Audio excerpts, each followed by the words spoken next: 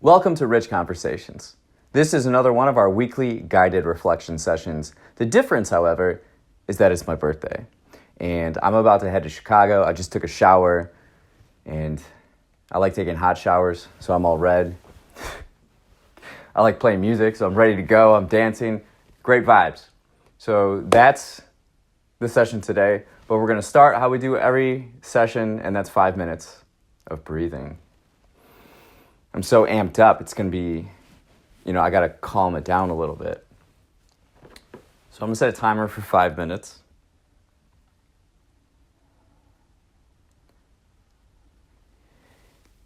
And all we're going to do is just breathe in and out. Sit up straight. Try to be on like a flat surface. And we're just breathing in and breathing out for 5 minutes.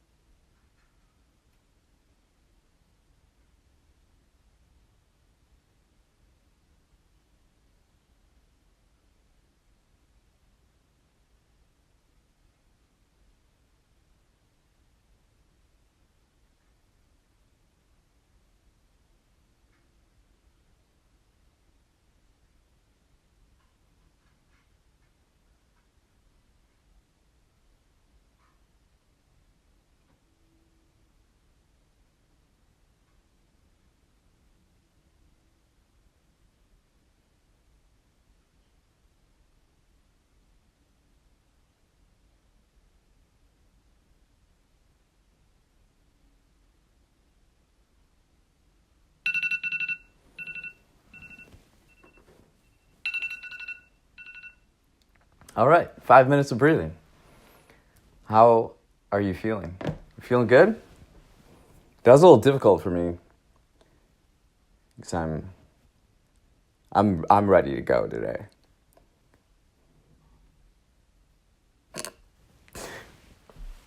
We'll start this with the simple question of what are we grateful for?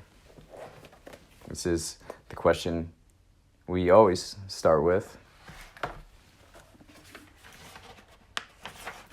So take out your notebook and you could write there, or you can type if you're using that, or if you're listening, just be conscious of it.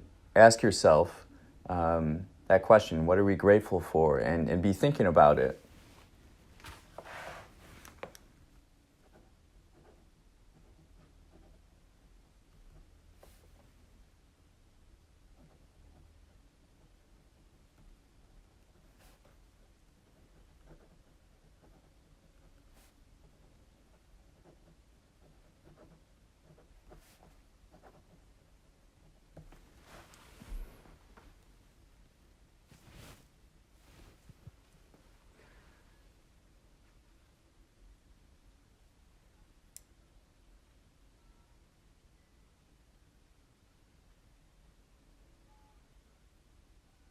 Gratitude is important. Gratitude and patience. Start there. Great building blocks for fundamentals and living a dynamic life.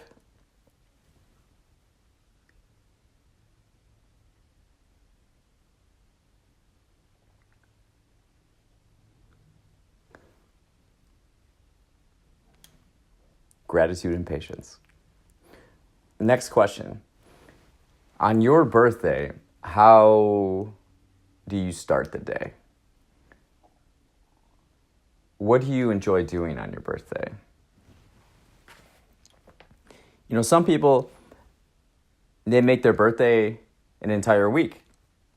Some people do nothing on their birthday and they treat it just like any other day. I think I'm somewhere in between with that. I am always going to take my birthday to be my day, and I'm going to do whatever I want.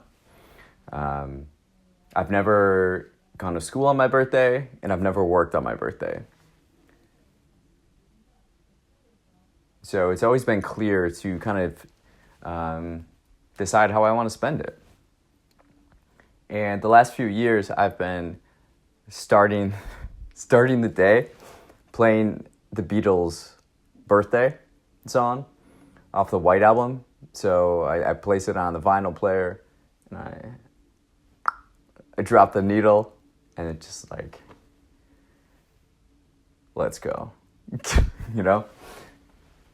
There's some other birthday songs. There's a 2 Chainz one I know people play.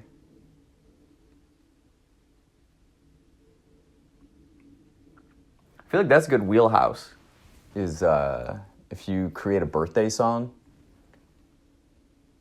If you're able to kind of shoehorn yourself into a niche, whether it's Halloween or say Mariah Carey and Christmas, something like that. St. Patrick's Day, like Dropkick Murphys. I think that's beneficial, or I think that's interesting. I think the birthday market could be, there could be more options. Let's look it up, actually.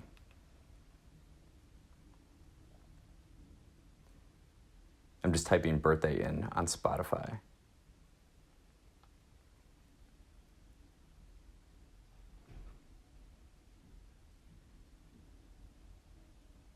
Ooh, Katy Perry. Okay. Birthday sex, Jeremiah. I've actually interviewed Jeremiah, believe it or not. This was 2010, 2011, and one of my closest friends, Joe Anhalt, he's been on the podcast before, 5 times maybe. We had a radio show together called The Afternoon Snack with Rich and Joe. And we were at DePaul University in Chicago, and we were at the radio station, and Jeremiah he originally went to the University of Illinois Champaign-Urbana, and he was in town. I forget what I asked him. It was probably something like how life had changed, or some kind of generic question. Huh, interesting. So how do we like to spend our birthday?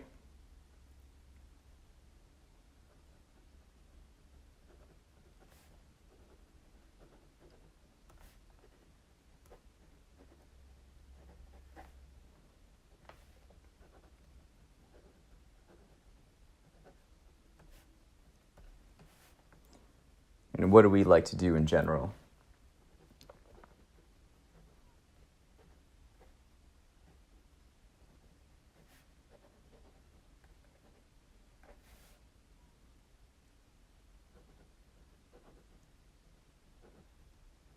I've taken some time for reflection, and then I'll be in Chicago and meeting up with Ken Ferguson, who just actually published a book on Saturday called The Boy in the Rocket Ship. And we're going to discuss that. I'm still waiting on to get a copy. I should get a copy later today. And we're just going to observe the product and see if we need to make any changes. But it is official. We published the book, The Boy in the Rocket Ship.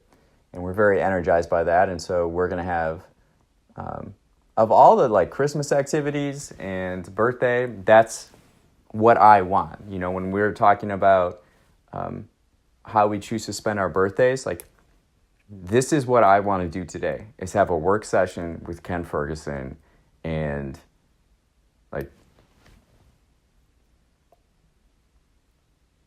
and work. But our work is play. When we are together, our creative partnership is one where we're so present and so focused. And I've been thinking about Lennon and McCartney, that creative partnership, where it's you can take an idea to them and they can absorb it, kind of understand it, see what you're thinking, visualizing. I'll do stick figure drawings with mine to communicate the general concept, and they'll take it and they'll polish it and make it better. And we've now published 2 books together, and today we're going to be working on the 3rd. I finished writing another children's book, and this week in the mornings, and I took it as far as I could take it, if that makes sense. And now Ken is going to look it over, give feedback, and then we're going to workshop it and make a great story. And then from there, we're going to work on the next book. And then after that, meeting with some friends. And we're going to this French place. I like this French place called La Grande Patisserie, something like that. It's in River North in Chicago. And good vibes. Good, my aesthetic vibes. And then I'm going to take the train back to Wisconsin and probably work at night again, because I'll be so invigorated by these conversations and ideas that I'll just want to keep working. I'm really excited for this next year.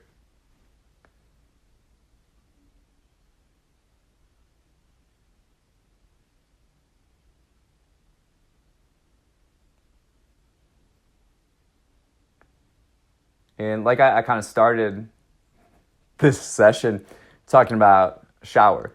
I like taking hot showers and blasting my Bluetooth speaker of just amazing songs. So this next question is how do you get ready for the day? Or how do you prefer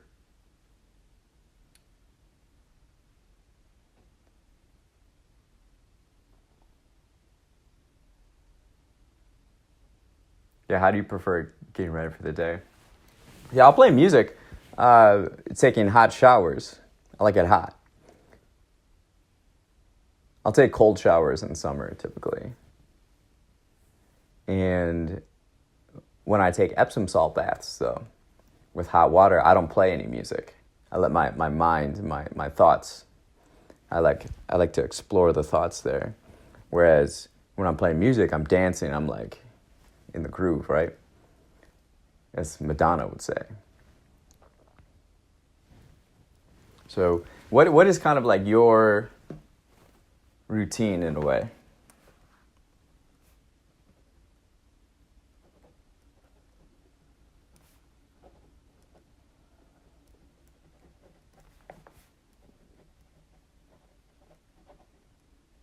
But the taking the hot showers, like I can still feel like the hotness in my face. So like face is all red.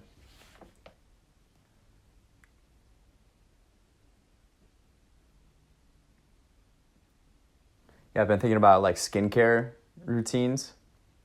I've moisturized every day since I was like 23. And they stopped making my face lotion. So I've been kind of experimenting with a few different products. There's this really nice product that my friend gave me.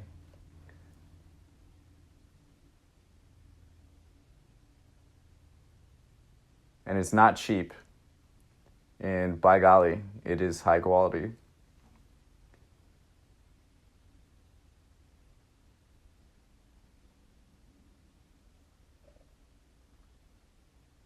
And I'm like, dang, this is a really good product. I'm not wearing that right now, though, so I feel like it's, just different.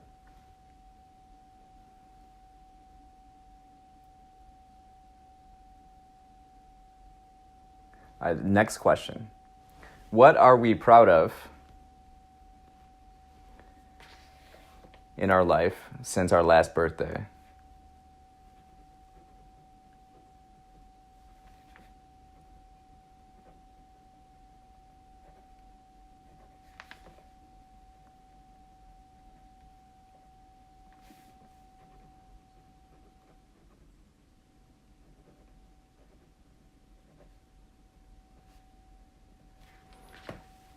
For me, I was reflecting on it this morning, and I've believed that there's no path from very good to great. Instead, one has to give up very good and just start at the beginning and go straight for great. I don't think there's a path from very good to great. And that's the fear, I think, in a lot of people. You know, you make progress, you make strides, you're getting better and better, and you reach a point where things are very good. Very good. And there's a fear of giving that up. And in the last year, I gave up very good and started over. And now I'm seeing how to get to great. Like I see the future. My future, our future. The future. And that's been energizing. I've only recently, in the past week, have been able to see it, if that makes sense, which it probably doesn't.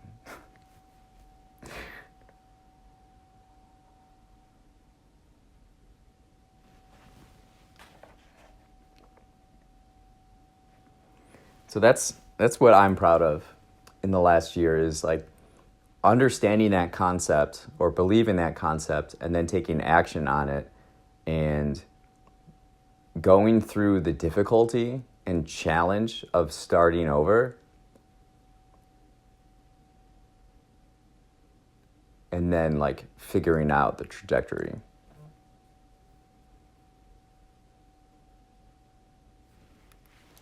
It's nice too when people send you texts, say happy birthday.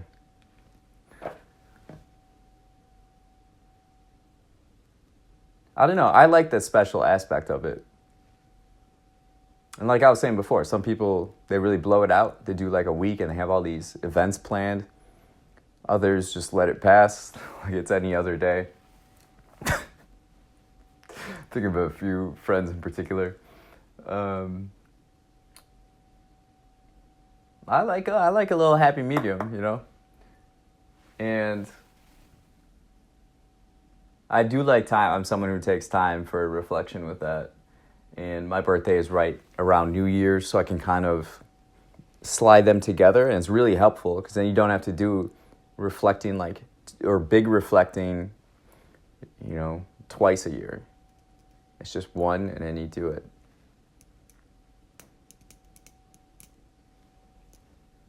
I'm really energized for 2025. It's going to be a really dynamic year.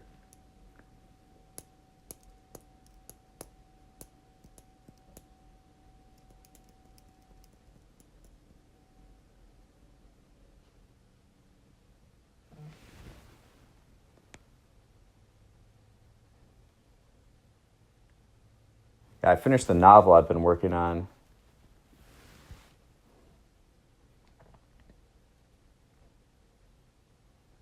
What's one word that is on your mind right now to describe yourself?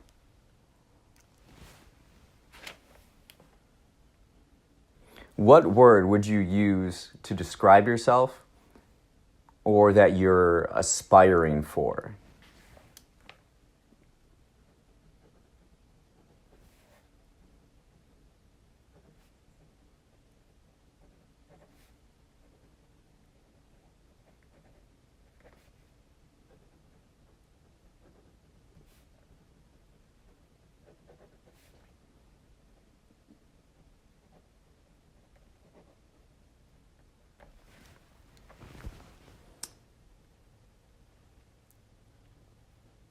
Yeah, we finished the novel, so I'm taking a little bit of a break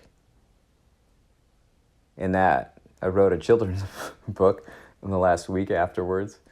It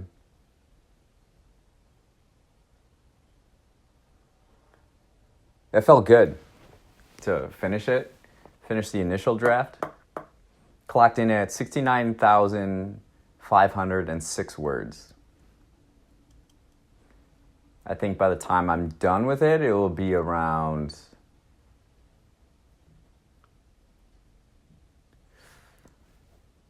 78,000 words, I would guess, or approximate. And so I've been kind of marinating on some changes and additions. Luckily, I've taken notes of, like when I wrote, I break it down into scenes and like notes on each scene of like my impression or like what was on my mind when I wrote it and finished it, each scene. And the other day, 2 days ago, I was thinking about an audiobook because I was talking to somebody about it, and she was saying she's not a reader, but she'll listen to the audiobooks. And on YouTube here, I've done audiobooks of actually this book right here, Sacred Hoops. So I got through 7 chapters before I stopped, and I would just record like YouTube videos of me reading the book and the chapters.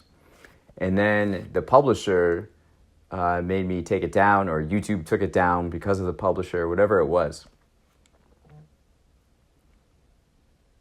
But people seem to enjoy those videos. So I'm thinking about recording the audiobook of The Gate of Clouds. And I made a Spotify playlist for The Gate of Clouds, and it is just awesome. How would I describe it? Dynamic, I would say. It's fresh, it's invigorating, it's eclectic, like all over. But I think I'm going to release that as under my artist profile.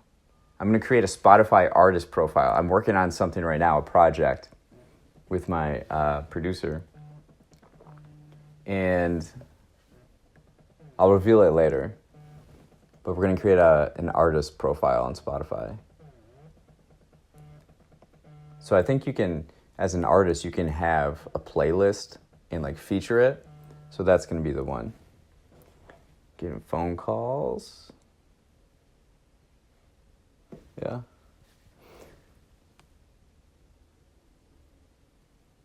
A lot of great stuff going on. I'm very energized.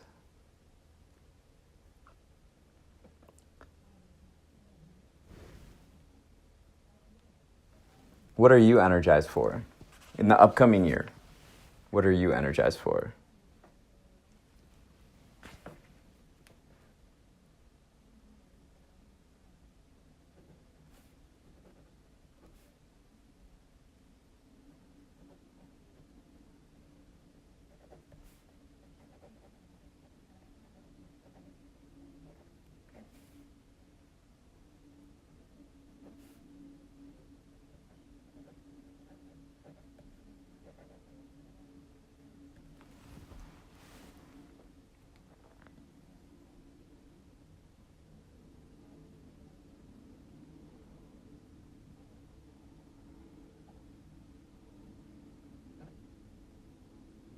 And what's a skill you've developed that you're proud of?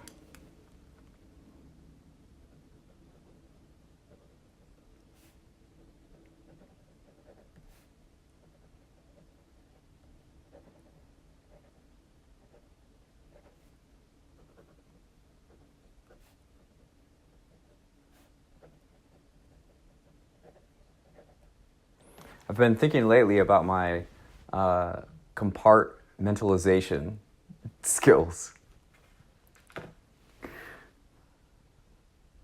Like taking something independent of everything and being open and like present and aware of what it is, and being able to flesh out the like context of it and make an individual assessment, or not necessarily a judgment, but a reaction. Like judging, not the word judging, but like reacting to it independently of everything else. So like every interaction with a human being, like compartmentalizing this space, this context, this like,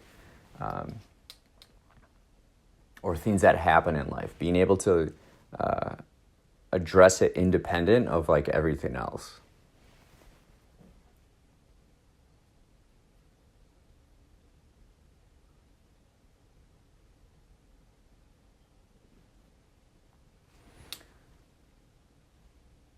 What's a skill you want to get better at next year?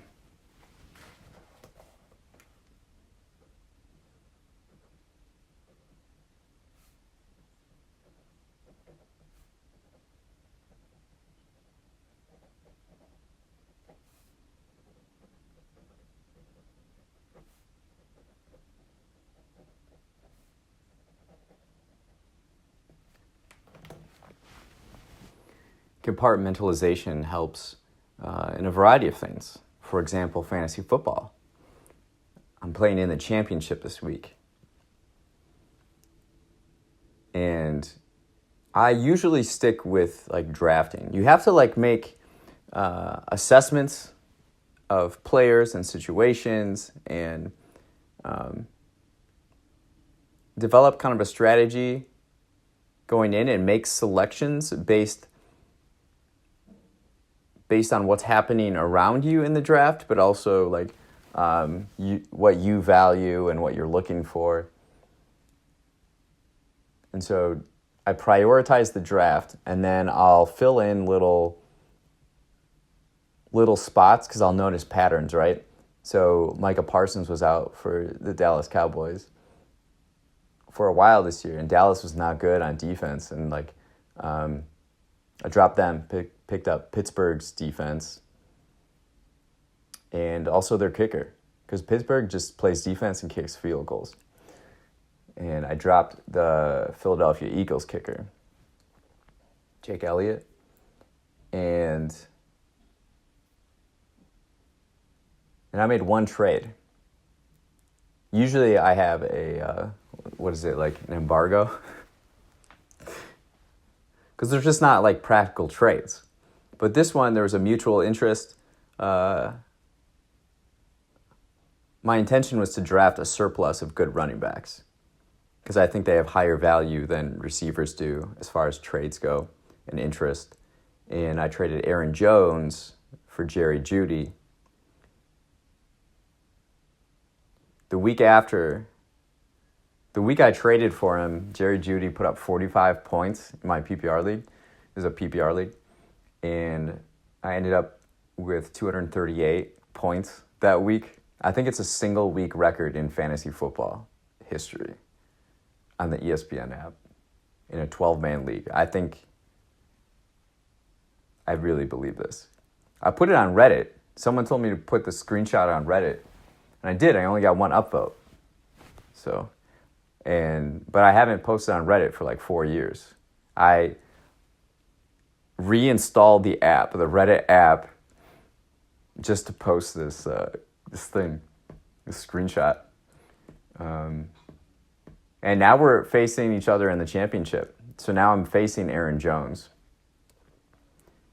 And I'm starting Jerry Jeudy, but he didn't have a good week last week. It depends on the quarterback situation, a lot of these. So a lot of these are like situational and context decision making.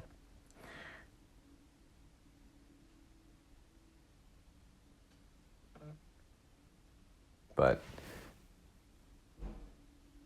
I gotta leave pretty soon. I gotta catch a train. So we'll leave on this note. What are we curious about recently? What do we want to learn more about?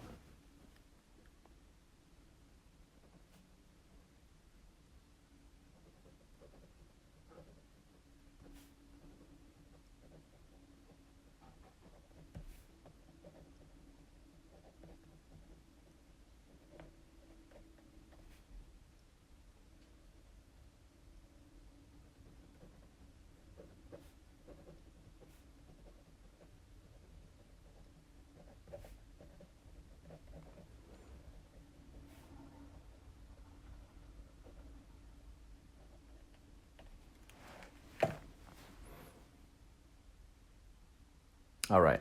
Thank you for being here. I feel very sporadic right now because my energy is overflowing, and it's not as like channeled, I would say, right now. I'm ready to go, and today's going to be a fantastic day, a dynamic day, and I hope yours is too.